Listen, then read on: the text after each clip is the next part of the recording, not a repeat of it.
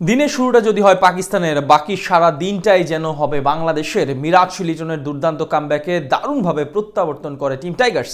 দুজনের অসাধারণ ব্যাটিং দৃঢ়তায় মাত্র ২৬ রানে ৬ উইকেট হারানোর বিপর্যয় থেকে পথ খুঁজে পায় বাংলাদেশ।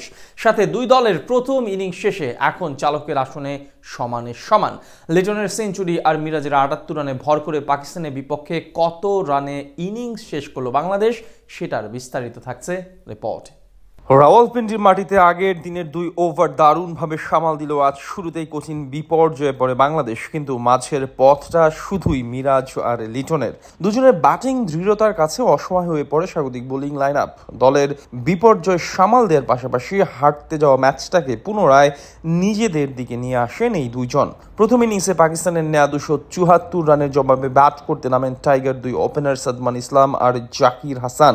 দ্বিতীয় দিনে বিনা উইকেটে ১০ রান নিলেও এদিন শুরুতেই বিদায় নেন দুজন। পরপর দুইবার জীবন পেলেও একই ভুলের বলি হয়ে ১৬ বলে মাত্র ১ রান করে বিদায় নেন ওপেনার জাকির হাসান। সঙ্গী হারিয়ে মাত্র ১ ওভার টিকতে পেরেছেন সাদমান ইসলাম। খুররম শাহজাদের দ্বিতীয় শিকার হয়ে তিনি ফেরেন ১০ রান করে। অন্যদিকে ব্যর্থতার ধারাবাহিকতা বজায় রেখে মাত্র ৪ রান করে সাজ করে ফেরেন অধিনায়ক নাজমুল হোসেন শান্ত। আগের ম্যাচে অর্ধশতক করলেও এদিন মুমিনুলের ব্যাট থেকে আসে মাত্র ১ রান আর মুশফিক করেন ৩ রান। দলের এমন বিপর্যয়ে দায়িত্ব নিতে ব্যর্থ হন সাকিব আল হাসান। টাইগার অলরাউন্ডারের কাছ থেকে আসে মাত্র ২ রান। এদিকে ২৬ রান তুলতে ৬ উইকেট হারানো বাংলাদেশের সামনে উকি দিচ্ছিল লজ্জার রেকর্ডের, কিন্তু তখনই দলে ত্রাতা হয়ে হাজির হন লিটন কুমার দাস আর অলরাউন্ডার মেহেদী হাসান মিরাজ। প্রথম ১১ ওভারে ৬ উইকেট হারানো বাংলাদেশকে পরে ৪০ ওভার টেনে নেন এই দুইজন। এদিন ব্যাট হাতে শুরু থেকেই বেশ সাবলীল ছিলেন লিটন। তাকে দেখে মনেই হয়নি দল এমন বিপর্যয়ে। প্রতিটা বলই অসাধারণভাবে দেখে শুনে খেলতে থাকেন তিনি। অন্যদিকে আগের ম্যাচের মতো এই ম্যাচেও নিজেকে শতভাগ প্রমাণ করেন মিরাজ।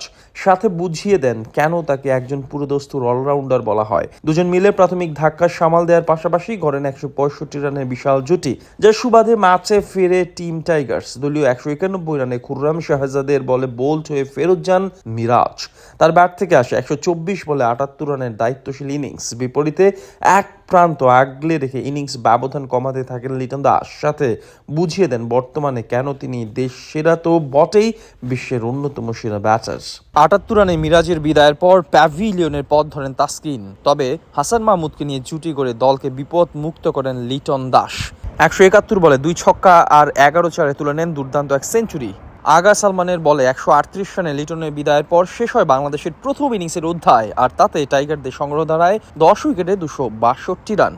এর আগে রাওয়ালপিন্ডিতে প্রথম দিনে কোনো বল মাঠে না গড়ালেও দ্বিতীয় দিন টস হেরে আগে ব্যাট করতে নামে পাকিস্তান, যেখানে ওপেনার সাইম আইয়ুব, অধিনায়ক শান মাসুদ আর অলরাউন্ডার সালমান আলী আগার অর্ধ শতকের উপর ভর করে ২৭৪ রান সংগ্রহ করে স্বাগতিকরা। বিপরীতে বল হাতে ক্যারিয়ারে দশমবারের মতো ৫ উইকেট শিকার করেন মেহেদী হাসান মিরাজ আর তাসকিন আহমেদ নেন ৩ উইকেট।